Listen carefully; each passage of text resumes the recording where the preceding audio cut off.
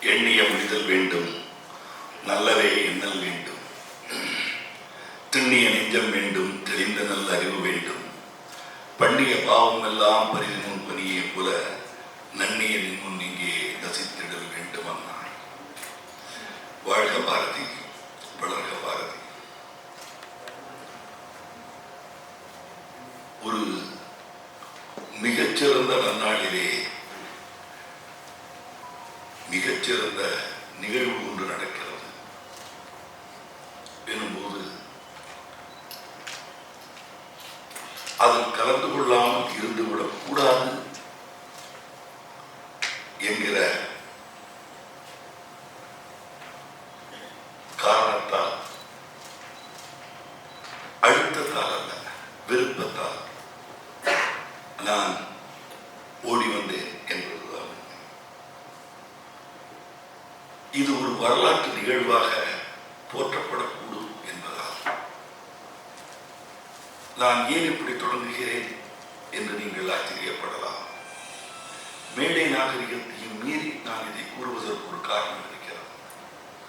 இன்று இங்கே கூடியிருக்கும் நண்பர்கள் அனைவருக்கும் ஆச்சரியமான ஒன்று காத்துக் கொண்டிருந்தால் நான் வியப்படைய மாட்டேன்.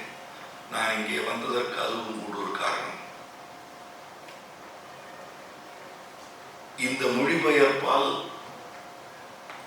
தமிழுக்கு கிடைக்காமல் இருக்கின்ற நோபல் விருது கிடைக்குமே, ஆனால் அதற்கு பட்டியம் கூறும் நிகழ்வாக இந்த நிகழ்வு அமையக்கூடும் என்பதால் நான் ஓடி வந்தேன் என்பதுதான். இந்த மேடையிலே வரவேற்புரை ஆற்றி அமர்ந்திருக்கின்ற கல்லூரியின் இணை பேராசிரியர் முனைவர் இந்திராணி அவர்களே, இங்கே பாராட்டி வாழ்த்துரை வழங்க வந்திருக்கின்ற வங்காள எழுத்தாளரும் முன்னாள் இந்திய ஆட்சிப்பணி அதிகாரியுமான அனிதா அக்னிஹோத்ரி அவர்களே,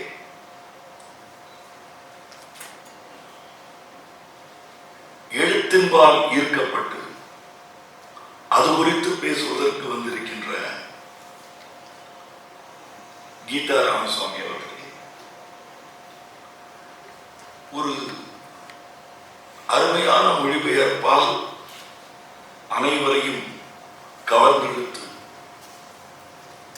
ஐயா ஆ. முத்துலிங்கம் அவர்களால் அடையாளம் காணப்பட்டு தேர்ந்தெடுக்கப்பட்டிருக்கின்ற மொழிபெயர்ப்பாளராக, விருது பெறுவராக இங்கே அமர்ந்திருக்கின்ற பிரியம்பதா ராம்குமார் அவர்களே, எல்லாவற்றுக்கும் மேலாக இப்படி ஒரு நிகழ்ச்சியை நடத்துவதற்கு உறுதுணையாக இருந்திருக்கின்ற அவர்களை நாம் எப்படி பாராட்டுவது, என்ன செய்வது என்று தெரியவில்லை. திருமதி தாமோதரன் அவர்கள் இருவரும் இங்கே இருந்து மருத்துவர் சசித்ரா தாமோதரன் அவர்களும் அவரது கணவர் தாமோதரன் அவர்களும் இந்த விருதுக்கு உறுதுணையாக இருந்திருக்கிறார்கள். அவர்கள் இருவரையும் பாராட்ட கடமை.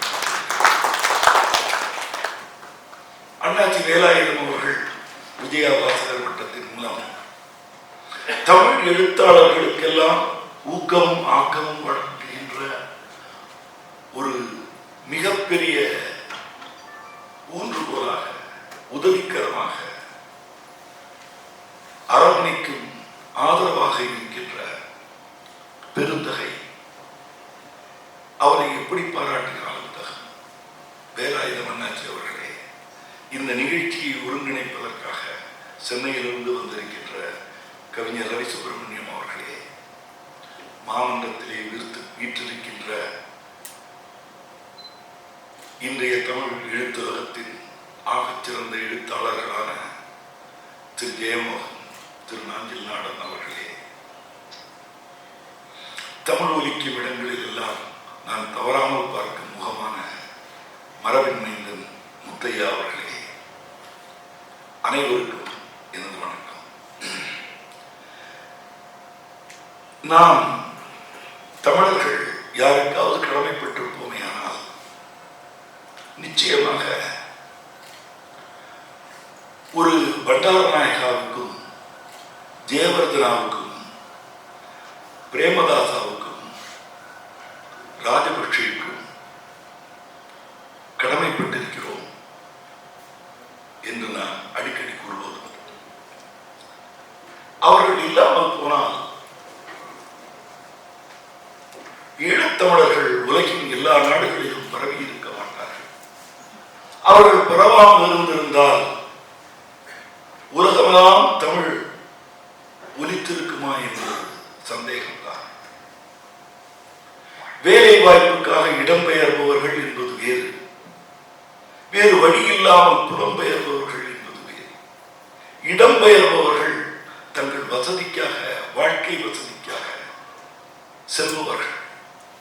அவர்கள் பெரும்பாலும் அந்தந்த மொழிகளை கற்று அந்த மக்களுடன் இணைந்து தங்களுடைய அன்றாட வாழ்க்கையை மேம்படுத்துவதில் குறியாக இருப்பார்களே தவிர தங்களுடைய பண்பாட்டு கலாச்சார விழுமியங்களையும் மொழியையும் வளர்ப்பதில் அக்கறை காட்டுவது குறைவு இல்லை என்று நான் சொல்லவில்லை, குறைவு என்பதுதான்.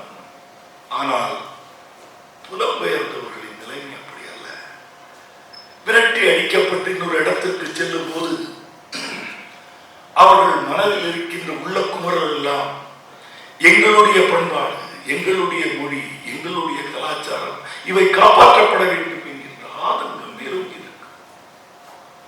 ஆகவேதான் சொன்னேன், ஈழத் தமிழர்கள் உலகமெல்லாம் சென்றதற்கு காரணமானவர்களை நாம் இருக்க வேண்டாம், வாழ்த்துவோம். அவர்களால் தமிழ் ஈழத்திலிருந்து பரவி உலகமெல்லாம் பரவி இருக்கிறது, வாழ்க என்று. அப்படி நமக்கு தந்த கொடையில் ஒன்று ஐயா முத்துலிங்கம் அவர்கள். ஒரு மிகச்சிறந்த எழுத்தாளர். யாருக்கு விருதை வழங்க வேண்டும் மொழிபெயர்ப்புக்கு என்று சொல்லும் போது கனடாவில் இருக்கின்ற ஆ முத்துலிங்கத்தின் மனதில் தமிழ் எழுத்தாளர்கள் யாருடைய எழுத்தை பரிந்துரைப்பது மொழிபெயர்ப்பு எல்லோ எத்தனையோ படைப்பாளிகளுடைய மொழிபெயர்ப்புகள் இருக்கின்றன.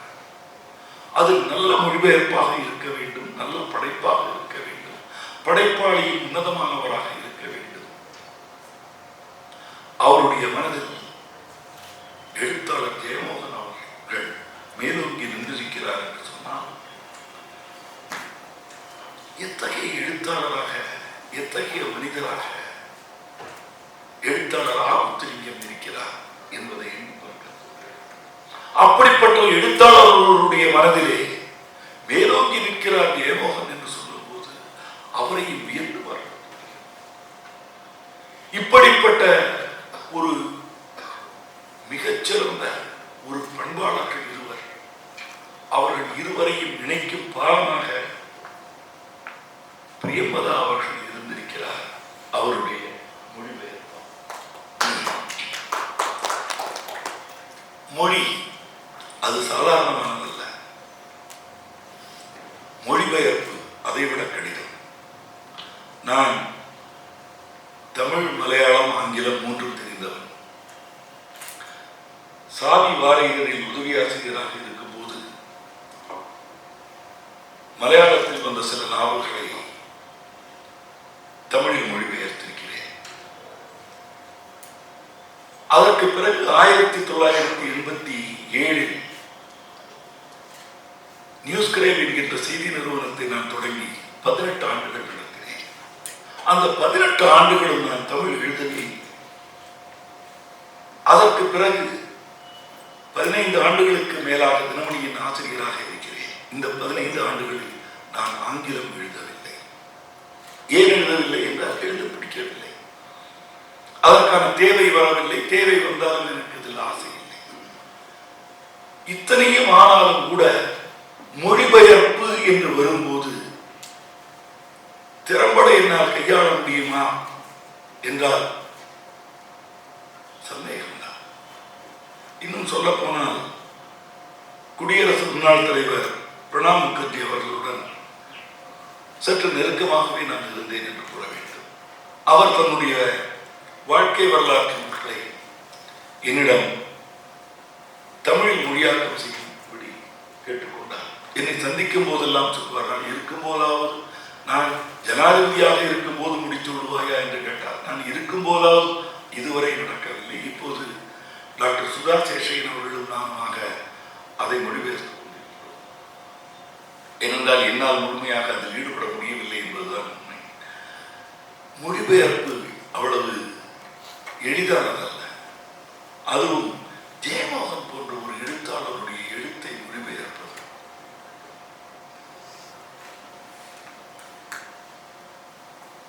அது வெறும் வார்த்தைகளால் இட்டு நிரப்பக்கூடிய விஷயம் அல்ல.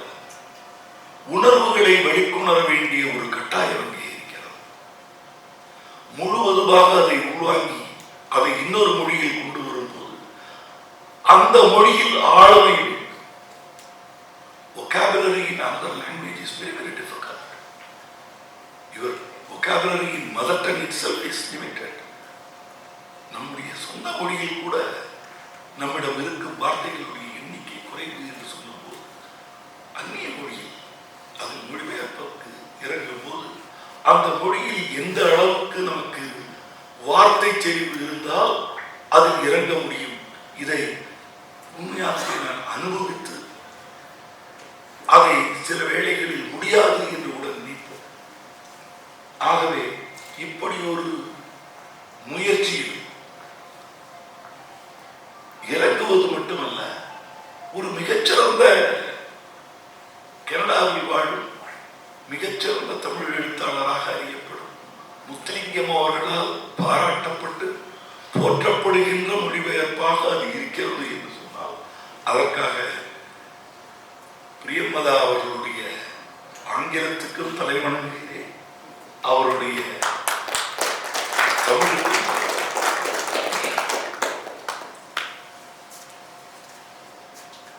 மொழியை பொறுத்தவரை தயவு செய்து கதவுகளை திறந்து வைக்க வேண்டும் என்பது என்னுடைய கருத்து.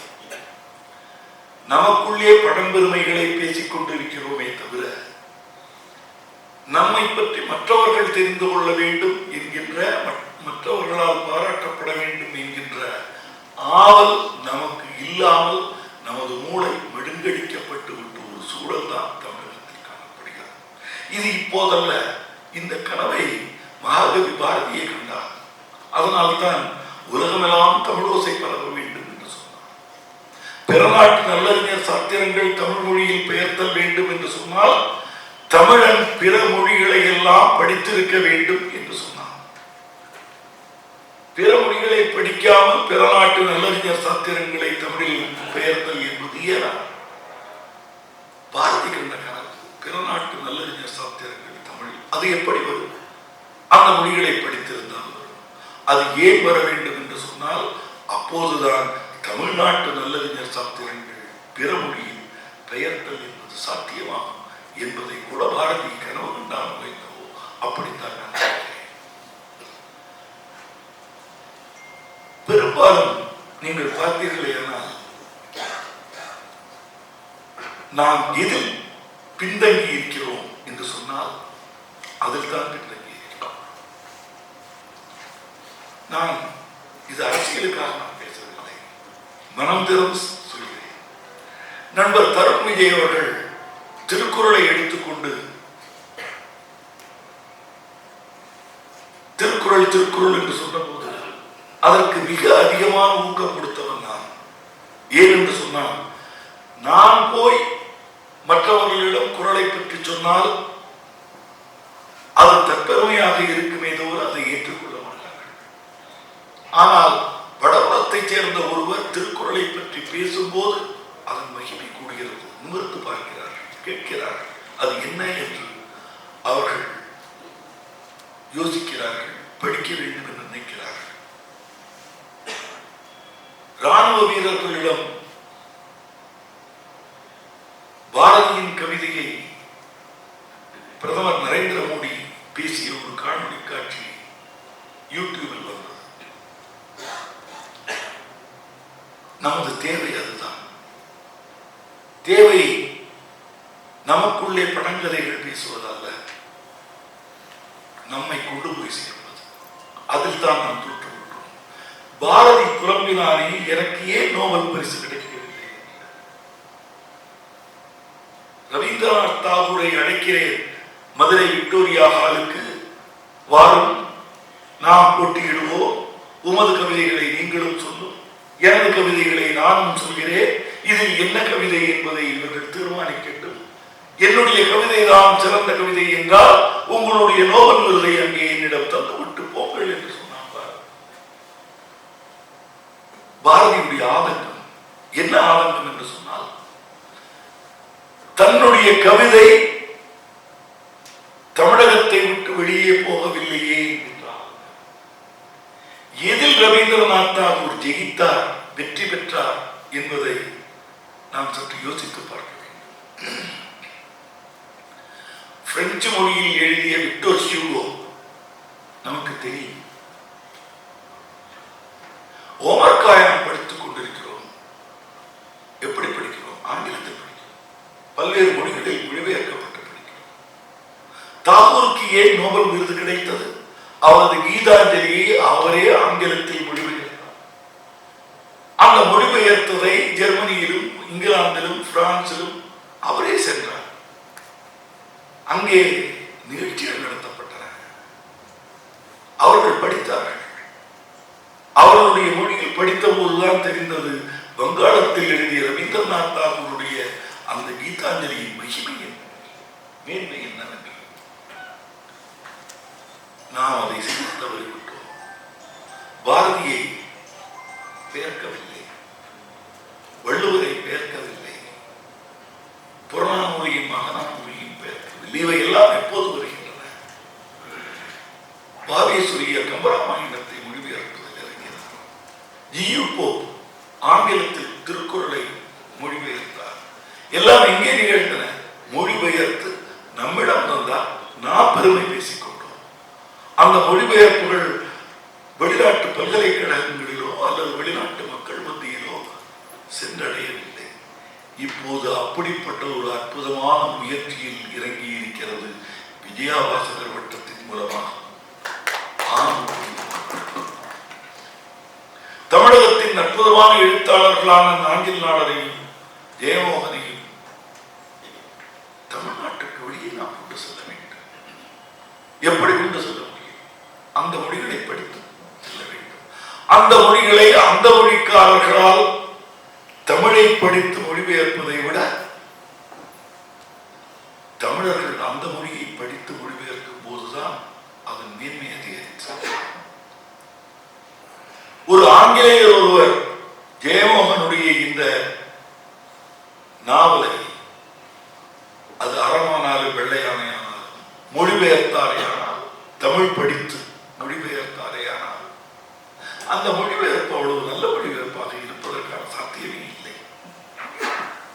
அதற்கு மாறாக தமிழில் அதை படித்து அதை ஆங்கிலத்தில் மொழிபெயர்க்கும் போது, ஒரு தமிழர் தமிழில் படித்து ஆங்கிலத்தில் மொழிபெயர்க்கும் போது அவருடைய உணர்வுகளையும் அதில் இருக்கின்ற நுவான்சஸ் என்று சொல்லியிருக்கிறோம், அவை அனைத்தையும் அப்படியே அவர்களுடைய ஆங்கில புறமையாகவோ அல்லது வங்காள புறமையாகவோ அல்லது மலையாள புறமையாகவோ அல்லது சீன புறமையாகவோ ஜப்பானிய புறமையாகவோ அங்கே மடைமாற்றம் செய்ய முடியும், அப்படியே கொண்டு செல்ல முடியும். ஆகவேதான் தமிழகத்தில் எல்லா மொழிகளும் படிப்பதற்கான வாய்ப்புகளை ஏற்படுத்துவது மட்டுமல்ல, அதற்கான சூழலை ஏற்படுத்த வேண்டும். அப்படி ஏற்படுத்தினால்தான், அதன் மூலம் தமிழ் அழிந்துவிடும் என்று நினைக்காதீர்கள். தமிழ் உலகமெல்லாம் பரவும் வகை செய்யப்படும். அந்த காலம் வந்துவிட்டது. இனியும் காலம் தாழ்த்தி இருந்தால், எப்படி இதற்கு முன்னால் இருந்த எழுத்தாளர்கள் எல்லாம், அதற்கு அச்சாரம் குறிக்கிறது இந்த நிகழ்ச்சி, அச்சாரம் குறிக்கிறது இந்த விருது. அதற்கான முன்னோட்டமாக, அதன் தொடக்கமாக அமைந்திருக்கின்ற இந்த நிகழ்வில் தலைமையேற்று உங்கள் முன்னால் உரையாற்றுவதற்கு எனக்கு கிடைத்த வாய்ப்புக்கு அண்ணாச்சி அவர்களுக்கு நிச்சயமாக என்னுடைய சிறந்தாண்ட நன்றி. ஒரு அற்புதமான எழுத்தாளர் கனடாவில் அமர்ந்திருக்கிறார். அவருடைய பிறந்த நாள் அன்று விருது வழங்கப்படுகிறது. அங்கே இருந்தாலும் இந்த விருது நிகழ்வு நடந்து கொண்டிருப்பது அவர் நிச்சயமாக அவருடைய நினைவு இந்தியாவில், தமிழகத்தில், கோவை மாநகரில் இந்த அரங்கில் தான் இருக்கும் என்பதை நான் அறிவேன். உலகில் எத்தனை மொழிகள் இருக்கின்றனவோ அத்தனை மொழிகளிலும் மொழிபெயர்க்கப்பட வேண்டும் ஒவ்வொரு தமிழ் படைப்பும் என்று கூறி விடைபெறுகிறேன். நன்றி.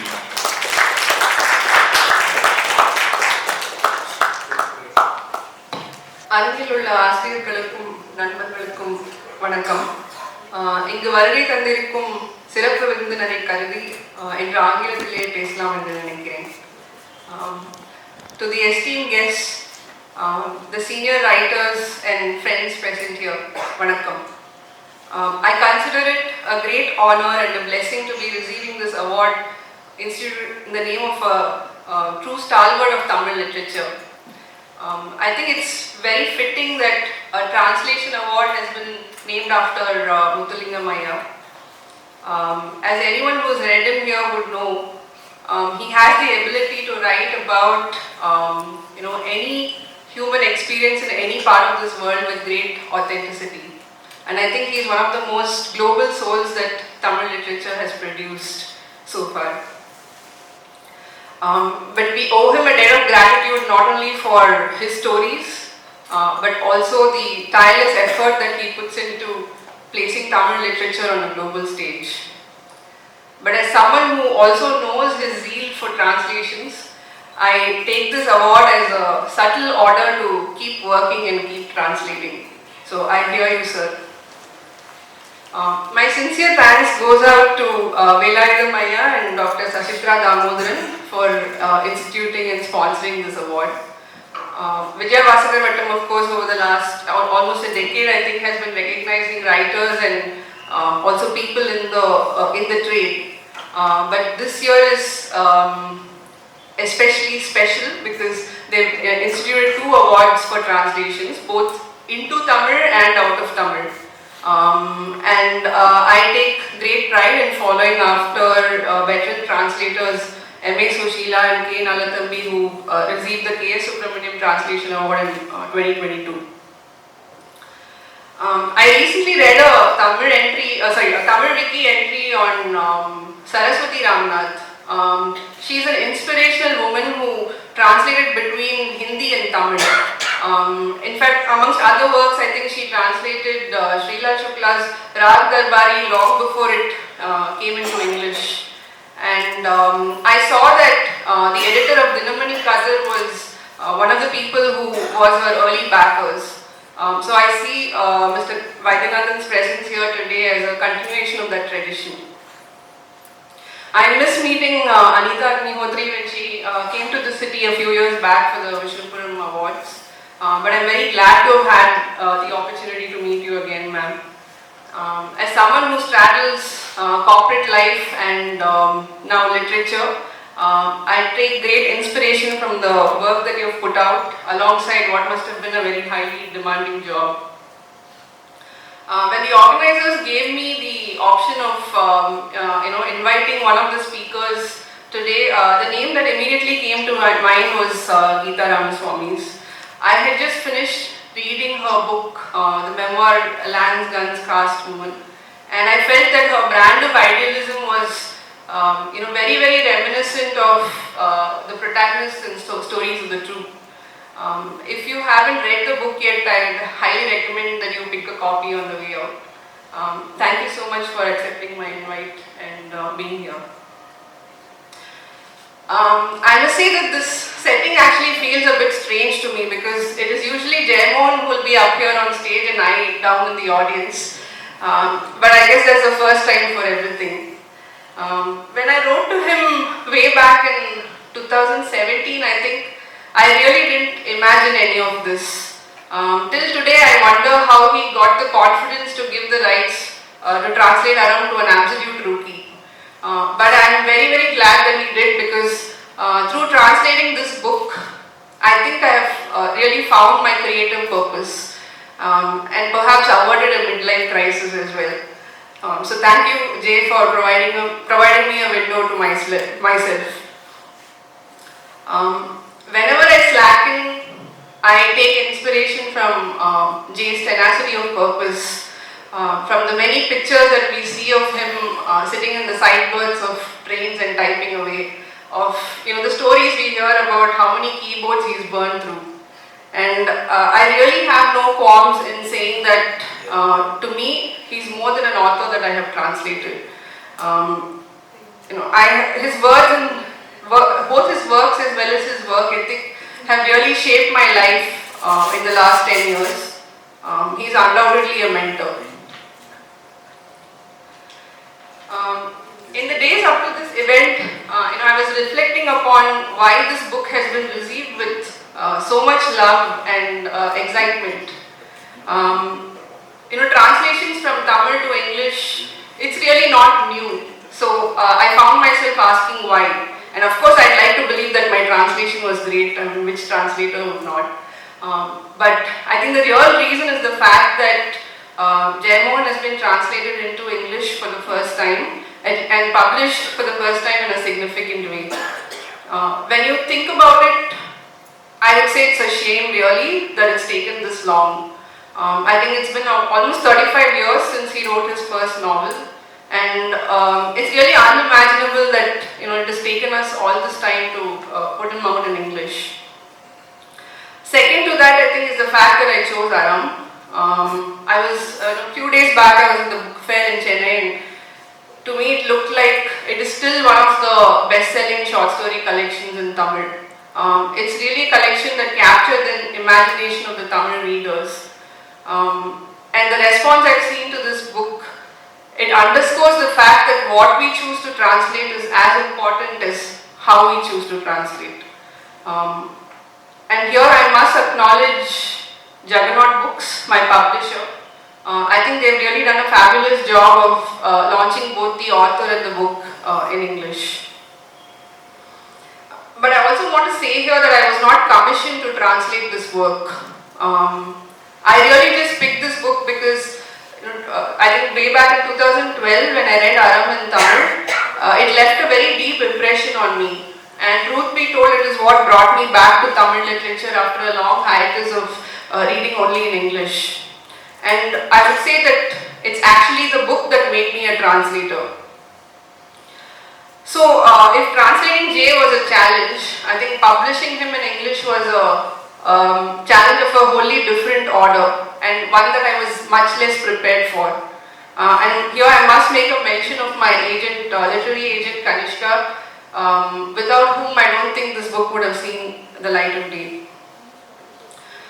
In a recent gathering about the novel Maitri, the Malayalam poet P. Raman, he said something that really struck me as true of the larger literary atmosphere today that we see. And I quote, he says, "Reading in Kerala has become an exercise in investigating what a work is not. This work does not have a politics. It is not socially responsible. It is not feminist. It lacks a Dalit perspective and so on. It has become routine in Malayalam to find such flaws in order to reject a work. I suspect that this immaturity is now raising its head in Tamil too." Stop quotes. I think such labels, or even a lack of such labels, is being used as a reason to either accept or reject not only a work but an entire author. And I feel that this is extremely reductive. And as far as translations go, it's highly problematic because someone who's sitting very, very far away from the source language is making decisions on what should be published based on such labels, and effectively these are second-hand opinions that are being formed. So here I make an appeal for publishers to have a deeper and a more meaningful engagement with the real people who matter in the source language, which is the readers. But while I say this, I also realize that these are institutions that are working within the constraints of capitalism, and as someone who's been in private equity, I will not be flippant about it. Therefore, it falls on us who operate in the source language in Tamil in this case, to really advocate for ourselves. We cannot sit back and think that somebody else will come and recognize our works. And I would also say that there's a misplaced notion amongst us that the Anglophone world is not interested in reading translated literature. I don't think that's the case at all. Today there's a growing readership for translated literature across the country. And I feel we can really leverage our tradition of literary criticism to talk about what we believe is good literature. This is where I think also translators play a very important role as curators or literary initiators. It is with this dream that my friend and a fellow translator Suchitra and I have started an initiative called Muri. Through Muri, we wish to spotlight not only works that have already been translated, but also writers and works that we feel are worthy of translation. After the book came out, a lot of readers have reached out and talked about how moving the experience of reading this book was. But there's one conversation in particular that really stayed with me. This was a girl who called me all the way from Seattle. She said she was from UP and she had picked up the book on one of her trips here. I just wanted to share a few lines from her letter. She says, "This is one of the best works I have read in a very, very long time. Your stories are deep, visceral and heart-wrenching. I come from North India, and while I grew up in a relatively safer environment, my father faced the poverty of post-independence India. Even after working and earning for 35 years, his anxieties around food never went away. Even after 3 heart attacks, 2 angioplasties and 1 open heart surgery, he still craves a fried bread and rice pudding. I kept on thinking about my father while reading Meal Tally. Perhaps an email will be too short a space to describe how each of your stories have touched a different thread in my existence, and yet how your entire writing feels like a trunk I can rely on for bearing my own life." Stop quote. I felt that day I had the reward for my work. This is a letter that she wrote to Jeyamohan. I feel like translation is next only to cricket in our country. Just as spectators, we have an opinion on how a captain must place his field. We think we know better than the batsman how to play that shot or how to bowl that ball or take that catch. It's the same with translations. Everybody has an opinion, right from the title to the words that we choose to use. Pretty much everyone has an opinion. I just wish that as translators we were as well paid as cricketers, but sadly I'm sure we'll never see that day. But the reason I say this is I think translation is more than the sum of these parts. The ultimate test of a translated work is, have I been able to make the reader feel the same experience that I felt while reading this book in the original language? And that's what makes it a creative pursuit. It's not simply transporting the words from language A to language B. And I must also acknowledge here the guidance that I got from my mentor Arunava Sinha, who I see as the Jeyamohan of the translation world. He's translated around, I think, more than 80 books between Bengali and English. And through working with him in the South Asia Speaks mentorship program, I really understood what it means. What he means by translating, moving from translating content to translating intent. In a recent interview I recently read this interview of Gregory Rabassa, who is the famous translator of 100 Years of Solitude, Marquez's 100 Years of Solitude. And he says that when his works came out, some of the early critics called it un-English. So when someone comes up to me today and says that the translation feels Tamil, that they can feel the Tamilness of the translation, I take it as a compliment. I don't think translation needs to be in the service of familiarity. For long we have read works in English, we've read works in translation and understood cultures that are completely alien to us. And I think a good reader in another language will also understand our context. In fact, I think this newness that translation brings to the table is what pushes the boundaries of form and of language. It's why great writers like Puthmai and Bharati translated into Tamil. It's the antidote that we have today to the homogenization of literature. And I think we're already seeing this in India.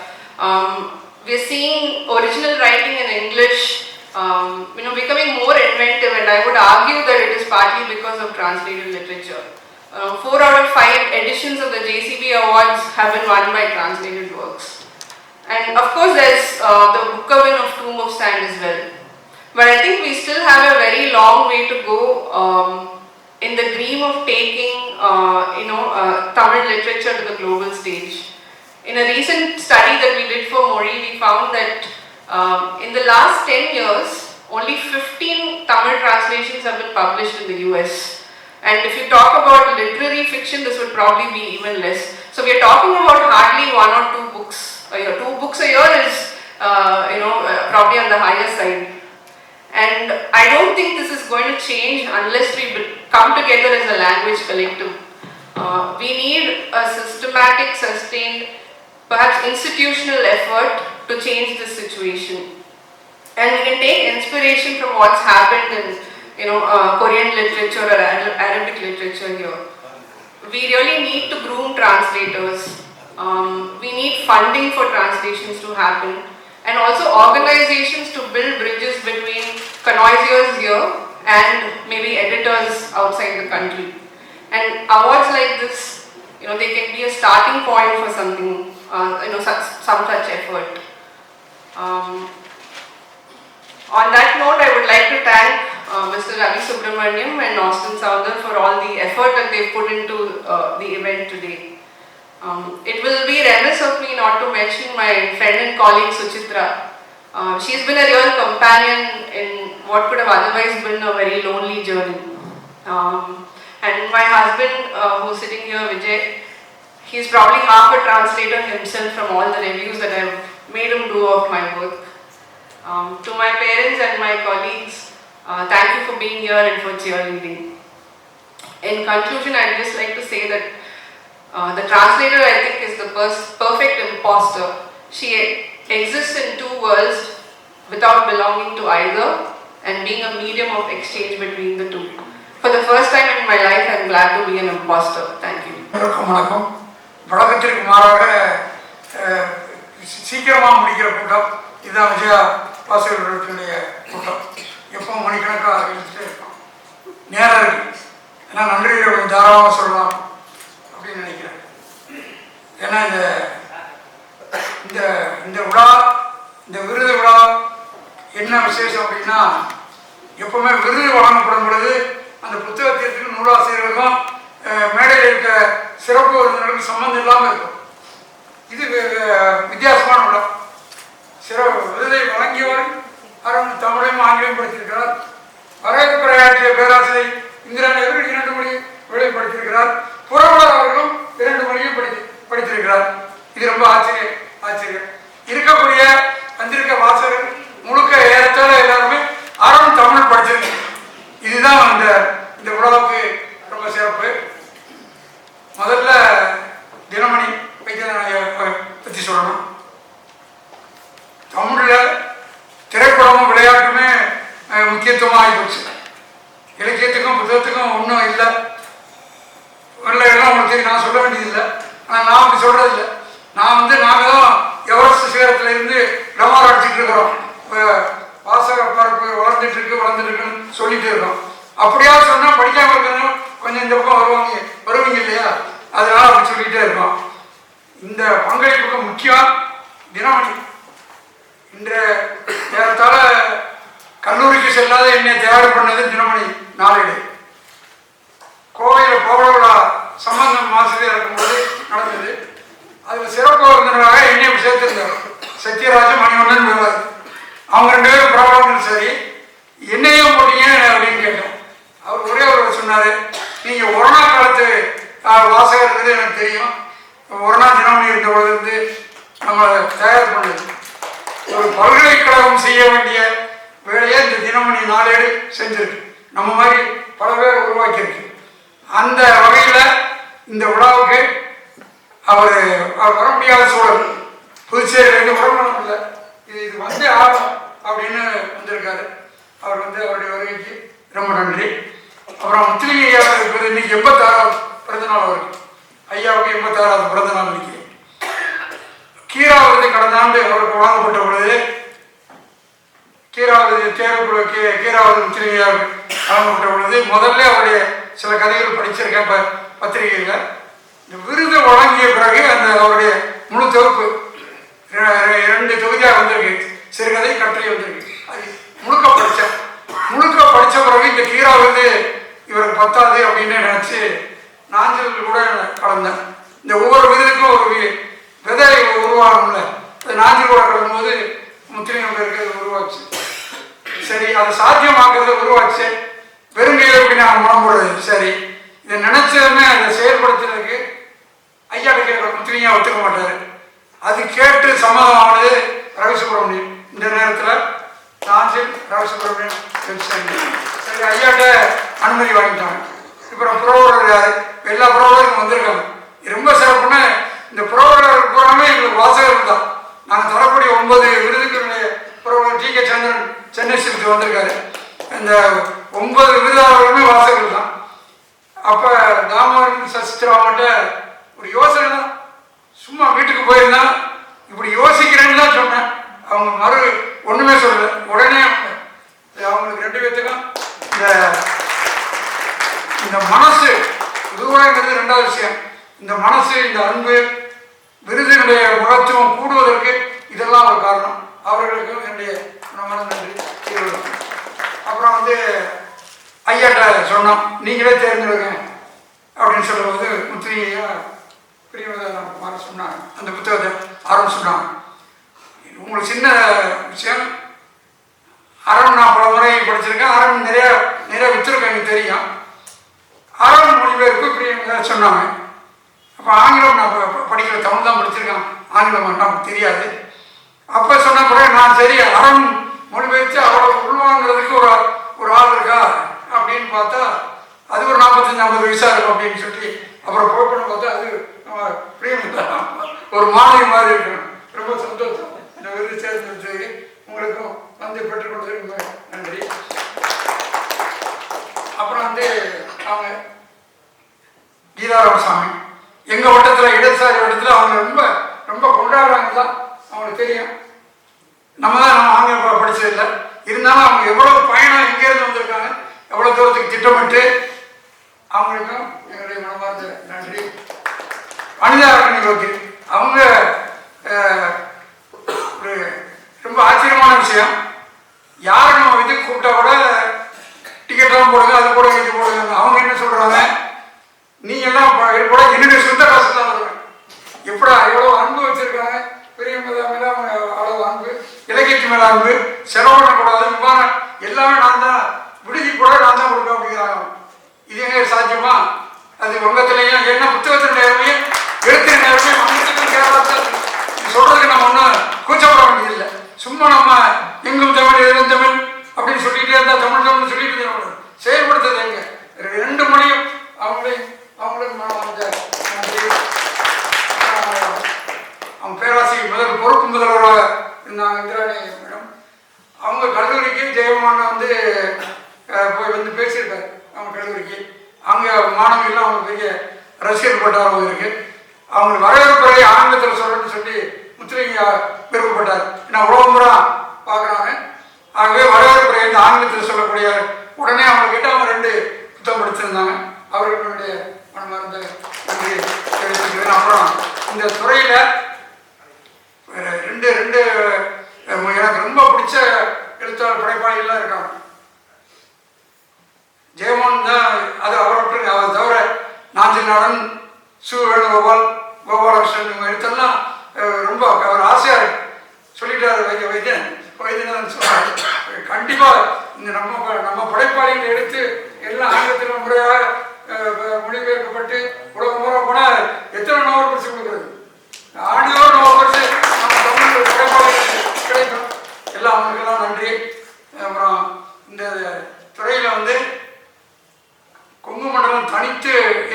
கிடையாது. காரணம் வாசகர்கள் இங்கே தான் அதிகம். நேரத்தை ஒதுக்கிறதுக்கு இன்னைக்கு வந்து வியாழக்கிழமை ஞாயிற்றுக்கிழமை கூட்டம் சேர்க்கறது பெரிய பாடு. வியாழக்கிழமை வருமா மக்கள் வருவாங்க. இருந்தாலும் இன்று அவருடைய 86வது பிறந்தநாள். இந்த ஆண்டு முதல் அவர் பிறந்த நாளைக்கு தொடர்ந்து சொல்லி தொடங்கியிருக்கோம். வந்த எல்லா பொள்ளாச்சியும் நிறைய எல்லாரும் தனித்தனியாக ஒவ்வொருத்தரையும் பேர் சொல்லிடாது. எல்லோருடைய வருகைக்கும் அப்புறம் பிரியமேதா மேம் அவருடைய பெற்றோர்கள் வந்திருக்காங்க. அவங்களுக்கு எல்லாத்துக்கும் ரொம்ப நன்றி. விழா வந்து கலந்து சிறப்பித்தமைக்கு ஒரு 2 விஷயம் தான். இப்போ இந்த இந்த படைப்பாளிகள் செய்யக்கூடிய ஆங்கிலம் அறிந்தவர்கள் அந்த புத்தகத்தை வாங்கி படிக்கணும். பிரியமேதா ராம்குமாருக்கு நாம் செய்யக்கூடியது இந்த விருது முக்கியம் இல்லை, அது நீங்கள் படிக்கணும் அந்த புத்தகத்தை. அப்புறம் அதை வாங்கி பிற நம்முடைய தமிழ் படிக்காதவர்களுக்கு அந்த புத்தகத்தை வாங்கி கொடுக்கணும், பரவணும். அதுதான் ஒரு படைப்பாளி செய்யக்கூடியது. எல்லோருக்கும் ரொம்ப நன்றி.